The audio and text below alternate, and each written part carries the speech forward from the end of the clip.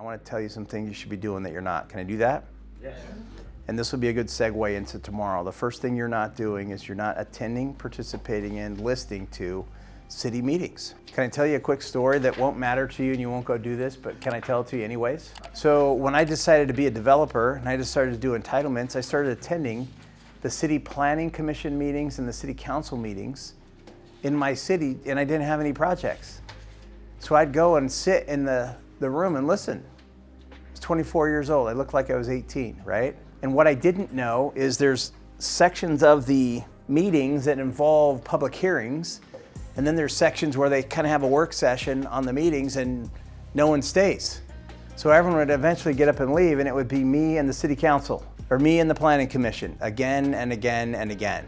And I would take notes and I'd listen and I'd watch these projects. Sometimes I'd watch a developer make a presentation, I'd follow him out and say, gosh, where'd you find the land? Hey, well, why'd you end up going to those size lots? Why didn't you do bigger lots? Hey, why are you doing townhomes instead of apartments? These guys were so elated in passing and moving forward in the city process, they'd talk to me and tell me everything. Literally, free education. Tell me everything. I'd ask them who their engineer was. Who's your architect? Who's your engineer? Who's the best excavator? I'm building rosters and databases, and after a while, I know all the developers. They all know me. But who else knows me? City. So I'm there one night, and it's 9 o'clock, and everybody's been gone for 45 minutes, and the meeting's winding down, and the mayor looks at me, and they said, "Can we help you, young man?"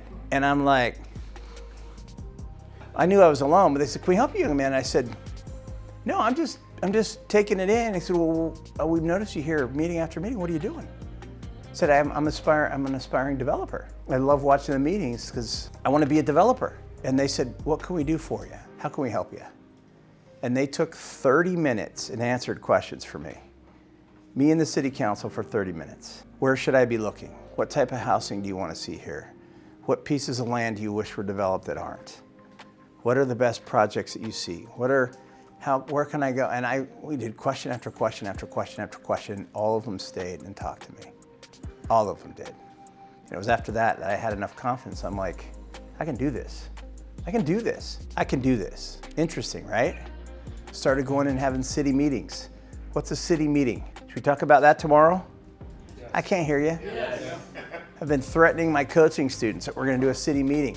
City meeting is a list of 2 pages of questions that I'd call the city planner in a city and say, "Hey, who wants to be the city planner? Isaiah, you're a city planner for Greeley, Colorado, right?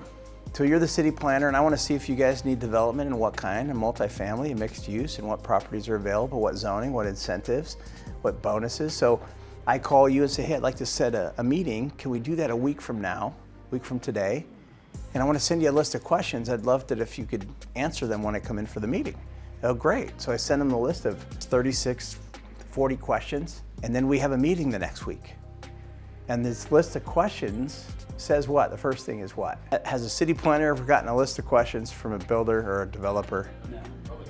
No. Now we do it a little differently. Can I tell you how we do that? Yeah.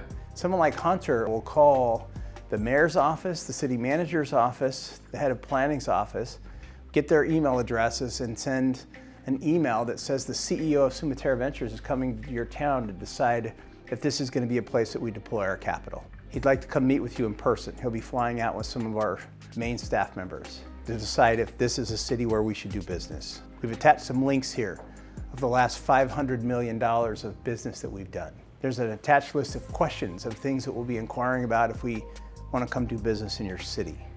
When would be an appropriate time for us to meet with city leadership? And then there's the questions for your consideration. It's 40 questions, and we send it to them. And what happens? What happens? We get an email, but oh my God, yeah, we'd love to have you fly in. We'd love to have you out, Mr. Watson. Okay, well, let's tell you about Birmingham, Alabama, and why you should be in Greeley, Colorado, and we'll receive you. What? And I get questions like, what type of foods does he like? What does he like to drink? What? Seriously, we show up and they do tours. They put you on property tours, and they bring you in and they give you lists of incentives. My record was Las Vegas. We had 13 staff members in that meeting. I told them I'd be bringing 26 of us. 26 of us went to Las Vegas City. And who are the 26? My coaching students. I'm like, watch this. We show up, there's 13 staff members, and they're like looking in as we pile into their room, they're looking in saying, what? Should we move to this room? We should probably do it in the city council, right? Maybe we should go into the judge's chambers. Right in front of you, right? We'll say, hey, we're gonna have quite a group with us. What's the impression that you give these guys? I can't hear you. Oh my gosh, this is impressive. And then you ask big questions. Can I share you some big questions? Yes. Would you like to hear some big questions? Yes. Hey, Mr. Head of City Planning, what would you do if you had $100 million that you wanted to deploy in your city? What would you do if you were me? What would you do if you had unlimited construction financing and a stable of partners that were ready to place capital? Take a look around the room. Uncommon? What do you think?